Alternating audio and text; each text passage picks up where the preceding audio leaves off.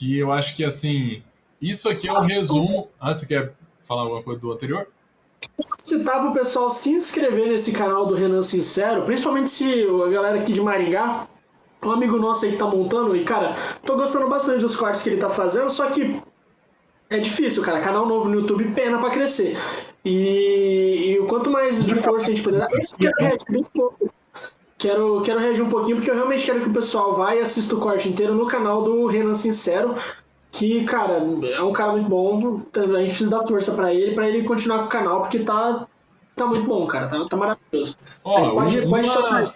uma coisa boa, fala pra ele assistir a live do Junito, mandar um superchat lá, que o Junito, ele mostra todos os canais de corte e pede pro pessoal se inscrever e tal. Vamos ver se o corte é bom. Ele tem que fazer o corte na vertical também, né?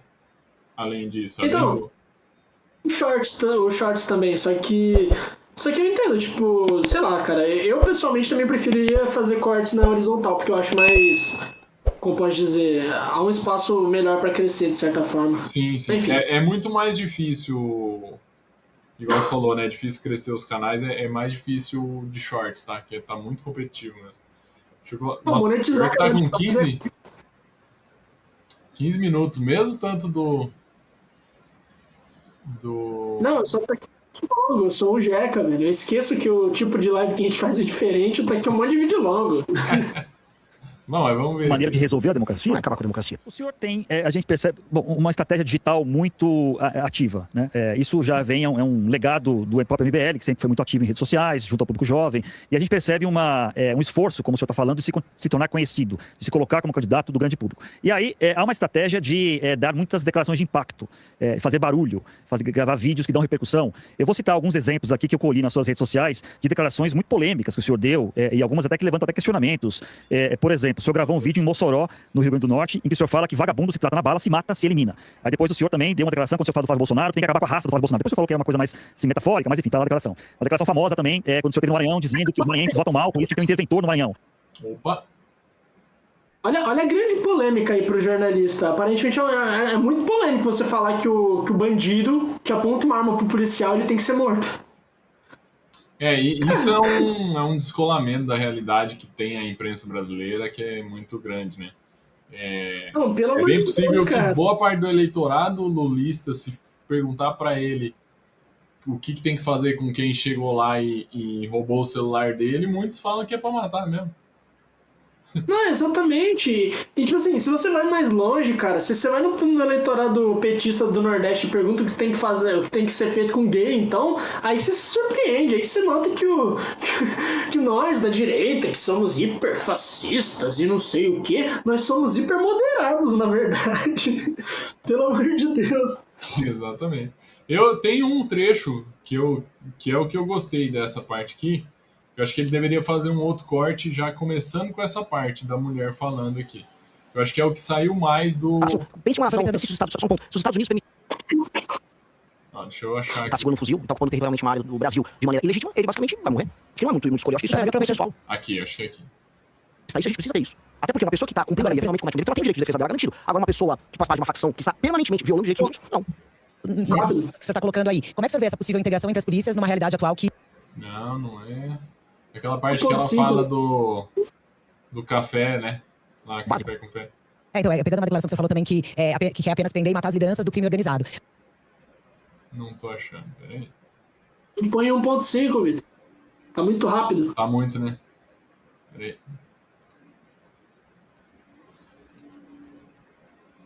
E aí, se o senhor avalia, olha, esse prefeito não fez um bom trabalho, então agora...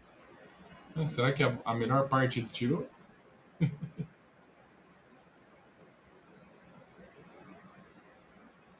Porque eu não tô achando. Da sequência Flávio Sarney e Dino, as duas grandes as vésperas das eleições, essa nova moda. Muito bom. Agora, o que ele não vai poder fazer, é o que eles fazem hoje, ele pega... Tem que vale para pobres, ricos, mulheres... E não consegue melhorar a vida das pessoas. Aí as pessoas... Eu tô falando, pré-candidato, quando... outro tema importante... Territorialmente uma área do... Que você falou também que quer apenas prender e matar as lideranças... Tem pena de morte na Rússia. O entendimento que o Estado brasileiro... Cidadãos brasileiros estão na mão de... Que defende o direito das pessoas, enfim... Eles não aceitam, e essa é a premissa da... Claramente, eu tô achando que ele não colocou a parte principal da... Não nesse corte, ele fez mais de um. Constitucional. Ah, tá. Não é constitucional. É um enquadramento. A Dinamarca conseguiu fazer. A Dinamarca separou membros do Complexo da Penha como um ladrão de galinha, como uma pessoa que teve uma... Eu achei que era exatamente a questão lá do feminismo. Mas isso não é inconstitucional? Não, Claramente de maneira inconstitucional? alguma, não é inconstitucional. Zanin, não é constitucional. É um enquadramento que você tem que fazer na lei brasileira, estabelecendo um tipo penal para que essas pessoas que são, aí você faz o levantamento junto com a Polícia Federal, junto com a BIM, as pessoas que fazem parte das facções criminosas. Estabelece por lei, junto com o Congresso Nacional, essas são as facções que vão ficar circunscritas, e tem que ser uma definição muito, muito clara e muito precisa. Essas facções terão um tratamento diferente. Outros países conseguiram fazer. A Dinamarca conseguiu fazer.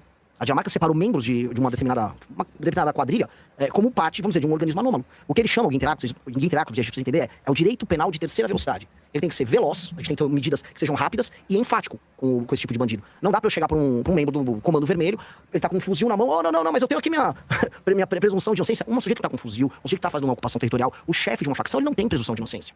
Ele é um inimigo do Estado, igual o Osama Bin Laden igual qualquer terrorista é. Ele é anômalo, ele está numa posição anômala. Isso é um fenômeno, vamos dizer, que o direito começou a discutir, especialmente com o surgimento de organizações.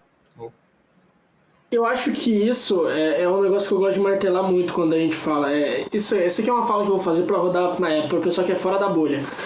Cara, o Brasil, ele não vive uma situação onde o crime se comporta de forma normal, igual num país desenvolvido, por exemplo, na Suécia, nos Estados Unidos, etc., onde você tem um criminoso que rouba, que faz coisa. No Brasil, a gente tem um caso muito específico, que isso se traduz muito na atuação do Comando Vermelho e do PCC, que são as duas maiores facções criminosas do Brasil, que o crime se comporta, ou no caso do PCC, dominando instituições e exercendo poder através delas, ou fazendo um domínio territorial expresso, que é o caso do Comando Vermelho, onde eles têm as próprias leis, onde eles têm os próprios impostos, onde eles têm as suas próprias obrigações e deveres.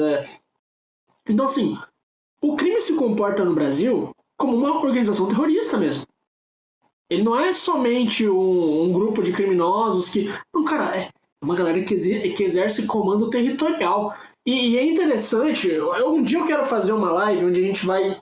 onde eu vou até meio que montar ali um scriptzinho onde a gente vai seguir para falar da origem do Comando Vermelho, que veio da Falange Vermelha, que nada mais era do que um grupo de criminosos comuns que foram colocados numa mesma prisão que criminosos da ditadura militar, que era uma galera que recebeu treinamento sobre guerrilha em Cuba, que eram comunistas, que era uma galera que era ideologicamente ligada ao socialismo, ao comunismo, que recebeu treinamento fora do país, que se juntou com esses criminosos normais e que criaram a Falange Vermelha, que posteriormente virou o Comando Vermelho. Então, assim, no caso do Brasil, só no Ministério do Comando Vermelho, a esquerda tem uma atuação interessante aí. Algumas peças começam a se encaixar, né? Tanto do encontro da Dama do Tráfico, que era ligado ao Comando Vermelho com o Boulos, etc., algumas peças aí começam a se encaixar quando a gente vai ver a origem desses grupos criminosos. Mas o ponto é que esses grupos criminosos se comportam como grupos terroristas e, portanto, o combate a eles deve se dar dessa forma. Deve se dar como você combate um grupo terrorista. E no caso específico do Rio de Janeiro, por exemplo, cara, você tem organizações que estão armadas com fuzis, com metralhadoras, que não deixam ninguém chegar nem perto. Não se dá assistência social para quem te recebe na base do 762. O cara que te recebe com 762 tem que receber tiro, tem que ser morto, tem que ser destruído. Aí depois a gente vê questão de educação, de oportunidade, mas primeiro, irmão, a gente tem que matar bandido. E não é qualquer bandido, a gente tem que, igual o Renan fala em discurso, a gente tem que varrer elas de sangue dos membros do Comando Vermelho, do PCC, seja lá quem for. Esses caras têm que ser obliterados. E não há nenhum tipo de um exagero da nossa parte em dizer isso, em dizer que eles têm que morrer, em dizer que eles têm que ser combatidos com tiro. Cara, eu acho que essa é a posição mais básica, assim, possível. A gente não é contra fazer a inserção social e etc. Só que, velho, a gente primeiro a gente precisa controlar o nosso próprio território, entendeu? É muito básico. E há essa dissonância ainda, principalmente do pessoal da mídia, que eles se assustam muito quando vê o Renan falando, de achar que não. De achar que, oh meu Deus, o quê? Como assim você defende a gente dar tiro num cara que tá armado com um fuzil? Pelo amor de Deus, isso é muito... Cara, pelo amor de Deus, moderadíssimo. Exatamente. Eu não consigo entender ainda por que até hoje, na mídia principalmente, tem essa questão de bandido bom é bandido morto, e o pessoal fica... Claro que a gente não está falando do ladrão de galinha, claro que a gente não está falando de quem está devendo pensão, é do bandido faccionado, o cara que já cometeu vários crimes, principalmente aqui no Brasil, o que é preso, ele já cometeu pelo menos uns 20 crimes antes, então a gente está falando desse, né? Cara, parece que existe uma dissonância cognitiva em entender isso, tá ligado? Vamos pro último lá, do salário mínimo? Então, é que o último é outro desses reacts grandes. Eu acho que o último nem precisa. Vamos tocar a bola. Vamos tocar esse aqui, então. Ações terroristas no passado, anos 70, 80, para responder essa demanda. E é legítimo que exista isso, a gente precisa ter isso. Até porque uma pessoa que está cumprindo a lei e eventualmente comete um delito, ela tem o direito de defesa dela. Uma coisa que eu acho muito interessante, que é... Eu odeio essa palavra, mas é disruptivo, uma coisa disruptiva, é esse modo do Renan falar umas verdades duras, assim, essa questão dura, mas muito calmo. Não sabe? Porque normalmente quem faz esse tipo de discurso é histriônico, né? Ele bate na mesa, um ratinho da vida, assim, né? Faz todo um espantalho lá, igual um farrur, tá? E ele não, né? Porque existe propósito por trás, né? Não é só um discurso vazio. E eu vou batendo nesse ponto. Desculpa. Eu acho que a principal diferença entre um Renan e um Farrur não é nem na forma. Eu diria que é muito mais esse lance da proposta por trás, tá ligado? Farrur, qual que é a proposta do Farrur pra que ele possa realmente, igual ele fala, desce aí o cacete no Naia? Cara, desculpa, eu não vi projeto nenhum na Câmara do Farrur sobre isso. Inclusive, eu não vi projeto nenhum do Farrur na Câmara, né? Vamos ser bem honestos aqui. Sei que ele tem uma boa relação com o Kim e tal, ele não bate no MBL e tal, mas, pô... Farrur, caralho, eu racho de rir com seus vídeos, mano. Acho legal você falando, você subindo lá em cima da montanha e falando, vista é boa pra jogar um Noia. Pô, da hora, mas e aí? Vamos trabalhar? Vamos não votar o projeto do Lula que tava querendo comprar voto com gás? Tá ligado? Pelo amor de Deus. É isso que dá raiva, cara. Os caras, eles são performáticos. Eles gostam muito de fazer uma performance. Eu não sei até que ponto é o caso do Farrur, porque parece que ele se posiciona bem até em alguns outros projetos. Só que, pô, larga, mano. Ok, vamos... Performe a sua raiva, performe o policial doidão, mas, caralho, vamos trabalhar, velho. Vamos provar pro projeto, vamos fazer coisa. Assim, né? Você recebe salário pra isso, não pra ser um personagem, né? Pelo amor de Deus. Exatamente. Agora, uma pessoa que faz parte de uma facção que está permanentemente violando direitos humanos, não. Carla. Agora, por exemplo, nessa discussão de segurança pública, um dos debates que é feito hoje aqui é sobre a existência ou não de um ministério dedicado para isso. E uma das discussões, quando se fala em segurança pública, o principal entrave é que, pela Constituição, é de responsabilidade dos estados, né?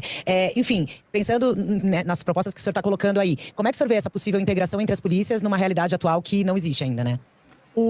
Há uma desconfiança geral, por parte de todos os governadores, de que um poder central, que o governo central no Brasil, possa controlar todo o poder de polícia, retirar as autonomias dos estados e aí você ter um perigo ditatorial. Essa foi toda a discussão que houve na política brasileira no começo dos anos 2000 sobre um eventual controle que o PT queria exercer sobre as polícias. Essa já não é uma discussão nova. E agora, quando houve essa discussão agora sobre novas políticas penais ao longo do último ano, rolou esse tema. E é uma preocupação geral, todos os governadores têm. Porém, a preocupação oposta. Eu tive no Ceará, eu tive na Bahia, eu tive em vários lugares em que o que a gente via era uma leniência dos governadores no enfrentamento ao crime. Acho que o caso do Ceará é o caso mais assustador. Inclusive, o número de homicídios a cada 100 mil habitantes no Ceará é bem pior, por exemplo, do Rio de Janeiro. E ali o governo federal vai precisar fazer alguma coisa. Você vai precisar de uma ação integrada do governo federal quando você enfrentar um organismo anômalo como o PCC, para permitir que você consiga integrar. Vou dar um exemplo. O PCC, ele pega uma droga que vem do Mato Grosso do Sul e exporta por São Paulo, pelo Porto de Santos. Então eu vou ter que atuar em parceria com o governador do Mato Grosso do Sul, o governador de São Paulo. Um exemplo específico. Comando Vermelho são ações mais localizadas. Há o papel do governador que, com novas leis penais e leis de processo penal e o trabalho sério com a polícia, ele vai poder debelar, e a maior parte dos governadores vão poder debelar. E há lugares em que o governo federal vai ter que atuar aí de maneira, vamos dizer, muito séria, para recuperar os territórios e garantir o direito humano do brasileiro comum quando o governador não cumprir esse papel. Um exemplo, se o governador do Ceará, eu dei esse exemplo recentemente, se o governador do Ceará não resolver cumprir o que está disposto na Constituição brasileira, que é ele guardar a segurança da população do Ceará, o governo federal vai fazer. Eu coloco as cidades que estão hoje sob o comando do Comando Vermelho dentro do estado de defesa. E aí eu tomo o controle da polícia local e aí o governo federal faz esse papel. Se o governo estadual resolver atuar bem, maravilhoso, eu tô lá para cooperar. Se ele resolver não atuar, aí nós vamos atuar. Gostou desse corte? Então se inscreva no canal para acompanhar diariamente as falas mais diretas.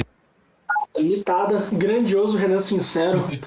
Véi, eu faço aqui, ó, vou deixar uma pergunta aqui pra você que é eventualmente bolsonarista. Você acabou de ouvir o Renan falando. Qual que é a proposta do Flávio sobre o mesmo tema? Eu te respondo, meu amigo, não tem. A proposta do Flávio para a segurança pública é a mesma proposta dele para a saúde e educação. Anistiar o Bolsonaro.